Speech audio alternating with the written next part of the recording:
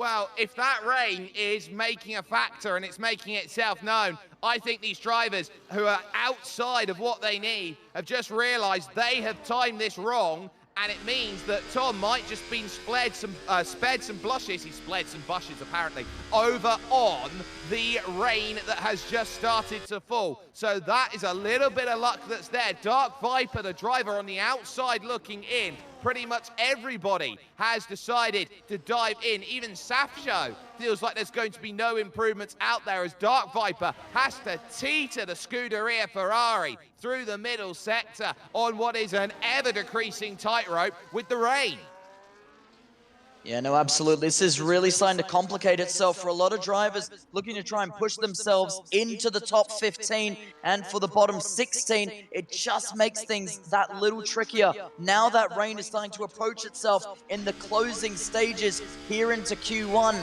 The question really starts to lie, is there another opportunity, or do they all just have to kind of give up and realize this is it? We don't get another opportunity. The traction and grip is way too low. The rain is falling too hard. There isn't that friction. There isn't that heat connecting to the tarmac. You can see Hoodie Pete already wriggling and squirming around the tarmac, trying, looking, desperately clawing for grip and finding nothing at the moment. And clearly the rain has done too much damage in terms of what the grip may be able to offer. And I think qualifying has come to an abrupt ending very shortly. Yep, a couple minutes early, full opposite lot from Hoodie Pete, who will look down and say, you know what?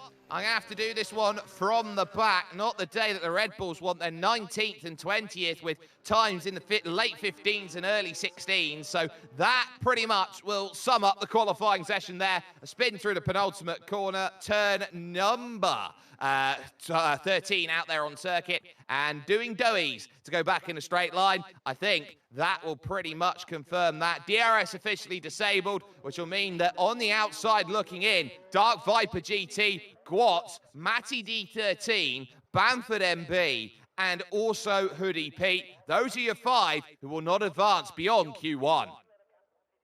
M-Sky Z then will start his final attempt on a flying lap. This will feel like a one-lap shootout here in Q2, where everybody is scrambling about, hoping they've got it. Massive front left locking in through turn 2. That is all about the trail break there from M-Sky Z, and now really trying to fly up through this opening sector. 3 seconds quicker than his first sector time, which is a 26.5. He's currently on course for a 117 if he can continue to find this sort of pace. Dancing about there through the chicane. Now he's thinking about what's next. Checkered flag out. Everybody has got themselves over the line. GB68 and Tiamat Marduk will be the first 2 drivers over the line to try and find their time. But now you start wondering who's got what. 8 seconds up by the middle sector. This is going to be mega. 19.4 by GB68. Tiamat Marduk will be next over the line. He improves to an 18.2, but M-Sky Z is going to fly his way over the line. We'll see what he's going to be able to manage as he looks to cross the stripe. Bang! 14.5. It is not even close. And Tiamat Marduk and GB68, the death knell is finding itself in the coffin. Safsho with a 14.7, but watch out, because Nagera has just put the fastest time down on the board, and everybody's going to be scrambling. Tom 97 there on a 14.6. Watch out, this is Unstop Rob, hoping his time's there. Meraki in danger now in 7th. Unstop Rob can only go 9th, and he's on the bubble for Infratic, El Rey, and Yorpa. That's Infratic, or sorry, El Rey going fastest. Infratic can't find a qualification. Yorpa's in the pit, and Unstop Rob is out. And you can see how Safso's just struggling to really maximize how quickly he can get down that throttle. The downforce clearly in his favor. It's a 14.899, and he'll be happy with that one. But how can El Rey Guri improve? He does do exactly that, and a 14.436. My God, that Alex Gillen Haas is on an absolute roll. He wants another opportunity to potentially be in P1, and that is a 14.153 in quick succession. And now you can really start to see how fast they want to go to potentially have that opportunity for that purple lap. M-Sky Z looks like he's in a bit of form right now in 2nd position. It's the best we've seen him for a very long time. He's 16th in the championship, and he is making great progress. F2 Scott right now out on a flying lap, but Alex Gillen now setting the marker at a 14.1. Question will be whether those 114s can be broken into in qualifying, and this is where drivers are looking at trying to put down a marker so that if it does go wrong, they've got a place they can go out there and throw it together. F2 Scott right now is looking at this, and I think this might be one of the first times we've seen this season both of the Kick Saubers into Q3. A man, like we've mentioned on multiple occasions, did a last to first in Brazil for the fan vote GP. He doesn't want to have to experience that all over again. A man who absolutely gripped and shredded his tires to nothing by the end of it. But can he find any turn of improvement? Yes, he can. And he goes up into P1 with a 113.884. And the first driver into the 13s for Q3 specifically. Well, he was 3/10 down in the opening sector. We saw yellows out for Nogueira running into troubles out there. So that's going to be his lap pretty much done and dusted. Can Alex Gillen find a miracle here to improve his time as he will head over to the line? 14.1 is what he's looking for. He gets another 14.1, but that one's slower, so he's not there. That's Tom 97 in trouble and off the side of the road, so he won't improve. M Sky Z, what do you have over the line? 14 flat. Is going to be there, but he will not be allowed to improve on his time. El Rey Geary, everyone else around you struggled. What does the king find? It's 4,000 to the tune of El Rey Geary in pole position with that one sorted. Absolutely sensational. Meraki, the only driver who can say something about it. He goes to the second row. El Rey Geary in the clutch.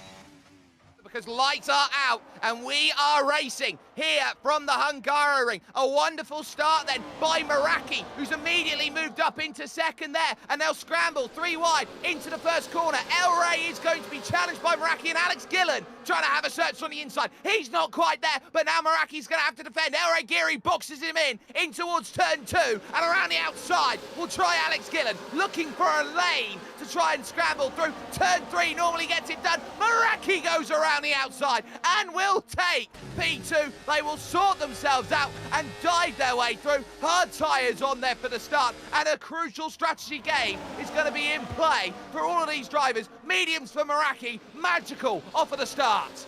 Used it, and now look at Tom 97 going battle with his teammate Perya moving out of the way, and Tom 97 into P5. El Rey Geary down to P2. Meraki got the opening on the outside line. DRS, and finally there is no defense that El Rey Geary could put up any longer, and Aston Martin falls down to P2. We have a consistent new race leader, and it is the Williams of Meraki, as you can now see Yorpa using the downforce and using the technicality of the Hungaroring towards his advantage, up into P9, looking to go forward in another position, approaching towards Skyzy. Well, now it's 5 away at the front here. Tom 97 there. F2 Scott took 3 seconds in that fracas that we saw going forward. And there's the lunge down the inside from Yorpa from a light year back. And it's almost 3 wide off the exit, front and rear contact. And somehow, some way, he's going to save the car. There's the lunge down the inside by M Sky Z. And suddenly we got a free-for-all out there at the Hungaroring. M Sky Z with nowhere to go. Perya's tyres are cooked. You can see what all that damage has done, and that gap, 3.5 seconds between Tiamat, Mark and Tom, and Yorpa now up into 6. There goes the lunge by Tom. He's not going to sit by and wait too much longer and look out for the race lead, because there goes El Rey Geary back to the inside on Meraki. Meraki's got a hold around the outside. Alex Gillen in the catbird seat for this side-by-side affair. Inside line is still there for El Rey Geary, and look at them up the hill. Alex Gillen, eyes bigger than the belly, doesn't know where to go, thinks about the inside. This has been the entire first half of the lap, side by side for the race lead. Once more, the Oracle turns again, wide and over the chicane. Has to go El Rey, and suddenly there's still nowhere to go. And Meraki finally gets the defense, but here comes the up and unders to start that campaign upwards, and that is Alex Gillen. He has the DRS, he has the slipstream in tow, outside line, going into turn 1, and look at Alex Gillen running a little bit wide, contact also Oi. to the Williams V-carb as well, picking up front-end damage. And now as they go into turn 2, it just doesn't seem to ever want to settle down. And Hungary really starting to show you what racing can be like on a Formula One day for Creator Series. So we're a little bit still away from that, but racing still closer than ever before. Well, Alex Gillen's got to make this move now because Elray Geary will be gone. It was 9/10 of a second, and there goes the up and under once more. As close as you want. Front to rear tyre contact, and Meraki backs out of it. No surprises there. Alex Gillen with the second bout of DRS to effectively put an exclamation mark on that move. And how you use the ERS, because if you use it at the right time and you save at the right time, you can get onto the pitch straight and dump it all to use it towards your advantage, like V-Carb will do. And Tom97 on the inside line shuts the DRS. He will get it once again out of the exit of turn 1, and have a look at that with a fantastic style that cannot be matched. Tom97 up into the top 3.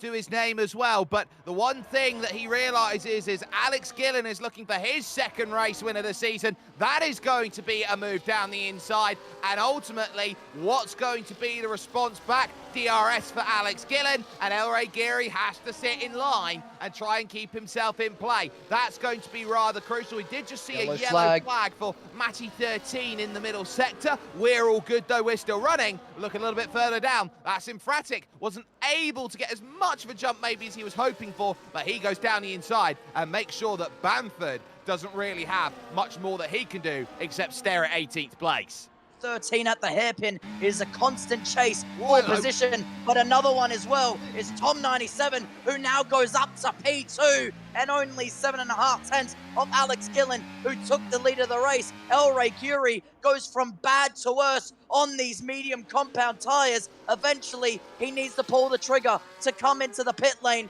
Aston Martin is losing time and losing it quickly. In is Elray Geary. Out will come Elray Geary on his 22 laps there on the hard tyres. Here is Safsho looking for a move. All right, now we'll go to the outside of GB68 trying to get that sorted, but he will now find himself through. Bamford will also pick up 10 for his troubles.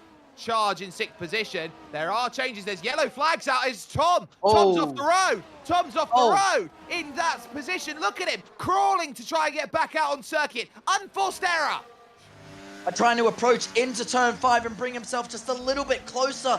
Can't seem to bring himself back in, but Ferrari making a mistake, and that is exactly what I'm talking about. You try and use all of the chicane, including that bump, you will unset the car and see yourself on the disadvantage on that time round. Ferrari did exactly that, and Maranello screams into the background. That's Matty D13, the first retiree in the pit lane. Unfortunate ending for the Haas driver. Couldn't seem to keep it all together, and that is race ending for Matty D13 as we continue on with the battle here near the rear end of the field. But look at this, Elray Geary up to P4. He got the new set of tyres and he's using it to perfection, but we focus with the big DRS train that is fighting away like there is no tomorrow, like there is no ending to this, and they will fight till there is no ending at all. And it is Ferrari who now goes up to P13 against his teammate, and that is not what they need in terms of team fighting,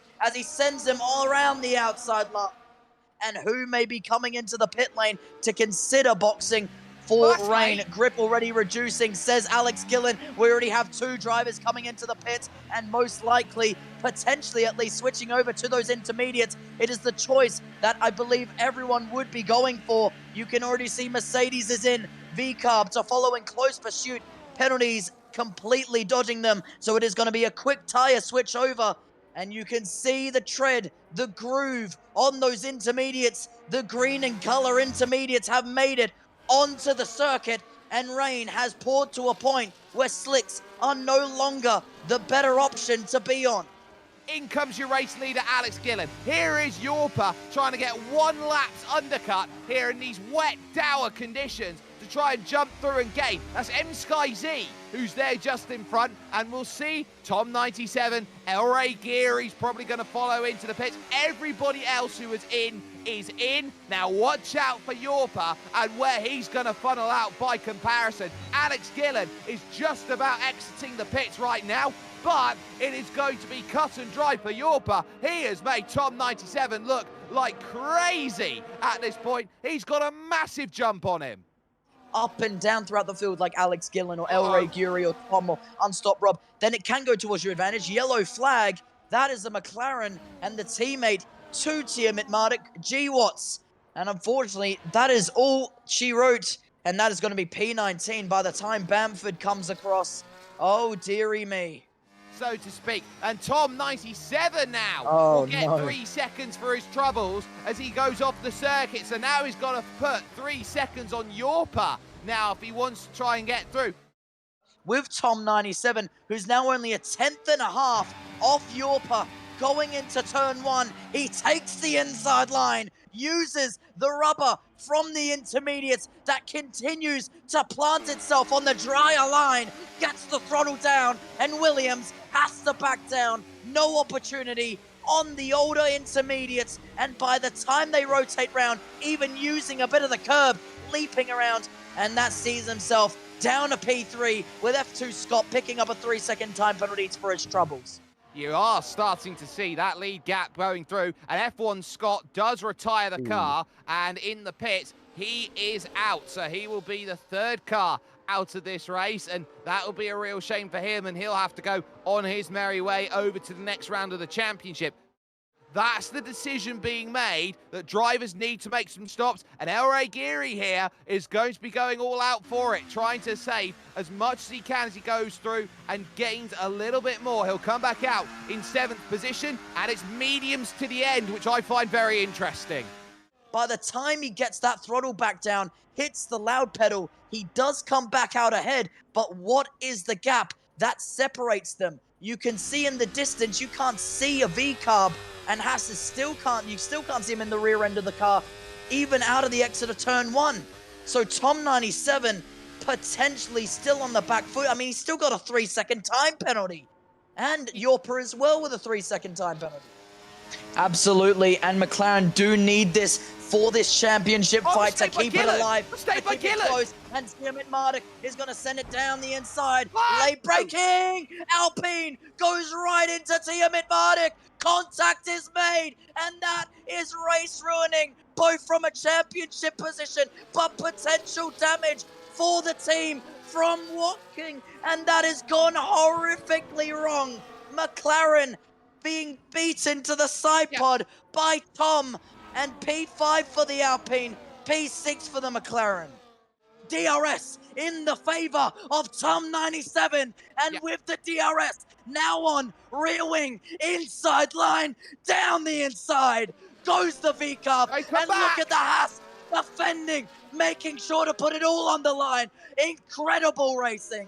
And now on that inside line, Tom 97 has got his solace. He's got his move, and now 3 seconds is all he needs. He's got to break DRS and run. He's got 5 laps to make 3 seconds. He needs 0.6 of a second, a lap, to get himself there. Alex Gillen, you must time trial to your very, very best, because Tom 97 has done this once before, and this time he's not going to get help from battling behind. He needs pure pace. Tiamat Marduk back down the inside of Tom. Little bit of carbon fiber goes flying everywhere, and there goes the move, and there finally is Tiamat Marduk getting what he wants, and Tom's gone and got himself then off the road. Tom's out in trouble, huge trouble, and that's his race. Look at it, it's 8 seconds. He's gone off. It's gone horrifically wrong for the V-carb. That is not what he needed in any situation. And Tom 97, the one opportunity, the one chance he had, and it's been thrown away down to P2, and he has to keep that position to Yorpa, because look at him, the Williams is only 7/10 off. He may even lose P2, but we focus on the battle with Tiamat Marduk and Tom in P6. The Frenchman wants to get ahead. Tiamat Marduk wants the championship points. We go to the pit straight, and Alpine with DRS will use the slipstream and tow down the inside. Goes the Alpine driver. Can he make it stick? It's 2 abreast, and Alpine will get DRS again. Once again, flat to the floor. pedal to the metal, and can't seem to get it done. Yorpa is up to P2. The Williams got the job done, and Tom 97 has thrown it all away in a moment's notice.